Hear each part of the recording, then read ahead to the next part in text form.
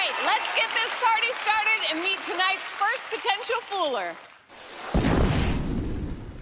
I'm a historian of deception. I started out as a sleight-of-hand magician, and I love card tricks. But I thought, wouldn't it be cool to try and fool people with ancient tricks, tricks that are so old, no one has seen them for hundreds of years. Ali Cook. I was one of the first magicians to ever appear on Fool Us. I performed what could be the world's oldest magic trick. This was a big hit in ancient Egypt. It was almost so old that it was new again. I want to find the oldest magic tricks, which people haven't seen for hundreds of years, and then they're like new again. Penn and Teller, you've seen a lot of classic magic, but this time you're going to see some ancient magic.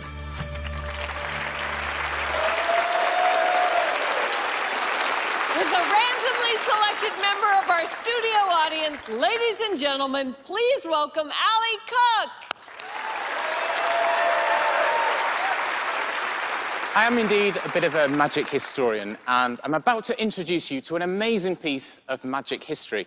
But in order to fully demonstrate the power of my discovery, I need the help of a total stranger. Now, have I ever met you before? No. No. I don't even want to know your name, okay? Okay.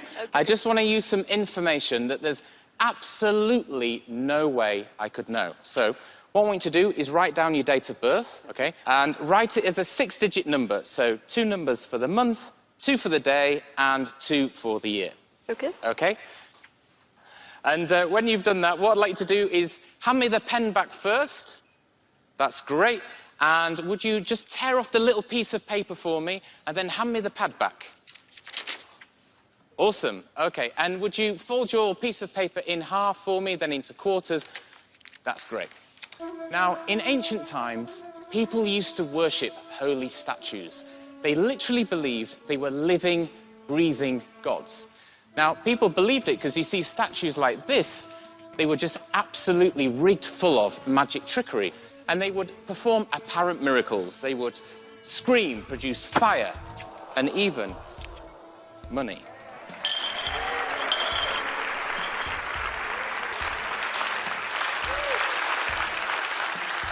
Now, they were operated by priests who were con men. They were basically like, well, priests. But one of the most famous of all of these holy statues was a Greek goddess named Glykon. Now, Glykon had the body of the snake and the head of a queen. Now, I've tracked her down. It's amazing who you can meet on Tinder. Although her profile pics were a little bit misleading. But here she is. Some of you might be thinking, it's a bit unusual to meet a snake on Tinder. But all the women in the audience are going, no, no, it's not. Now, Glykon really was an ingenious creation. You see, the head of a queen inspired blind obedience, while the terrifying body of a snake, well, that was an open threat to those who would disobey. But most of all, the superstitious masses feared her because they were convinced that she was alive.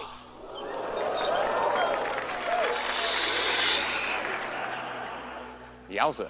Now, in order for Glykon to demonstrate her powers of prediction, I need to make a small sacrifice. So, does anyone have a goat I could borrow? No? Or a virgin? I guess this is Las Vegas. I've got more chance of finding a goat.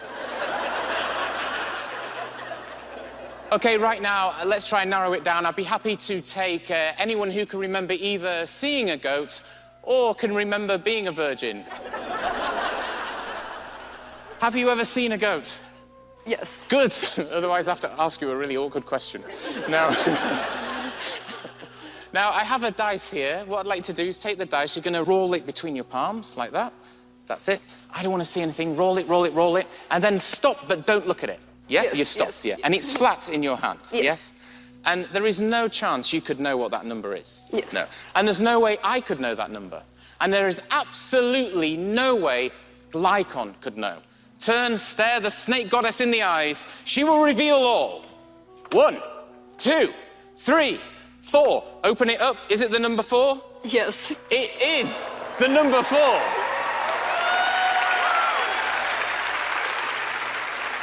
Proof that Glykon knows all and that you two have a special connection. But it doesn't stop there. She can predict all kinds of numbers, lottery numbers, pin numbers. The number of times a week my mum asks, when are you going to get a proper job? Now, I have a feeling she's going to predict something even more unpredictable for us right now. Now, this is just a normal snake god egg. And yet inside the very center of this egg, I don't know if you can see in here, right inside the very center of the egg, there is a medallion. And you'll be able to see that there's actually a symbol actually engraved on that medallion right there. And would you read out, what is that symbol?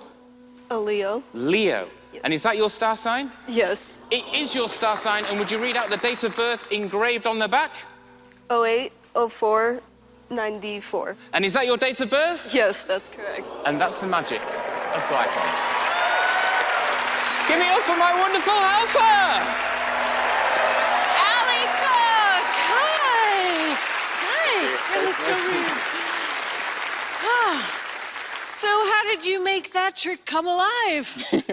Well, it was a crazy invention. I was reading a book on the history of magic, and it really is a true story. There was a Greek goddess called Glycon, and she actually dominated ancient Greece because she could apparently read minds. Yeah. Wow. Yeah. Where did your love of history come from? Well, my mum had a New Age bookshop when I was a kid. You know, these places where they sell, like, tarot cards, crystal healing. Yes. And I just started reading, and I just got obsessed. And so I got into magic in a very unusual way, so kind of through fairy tales and folklore magic, basically. That's so cool. All right. Let's see if you and your snake goddess fooled Penn and Teller. Penn Teller! Hello, Allie. How you doing? I'm all right. Good to see you again. You know, you wormed your way into both of our hearts.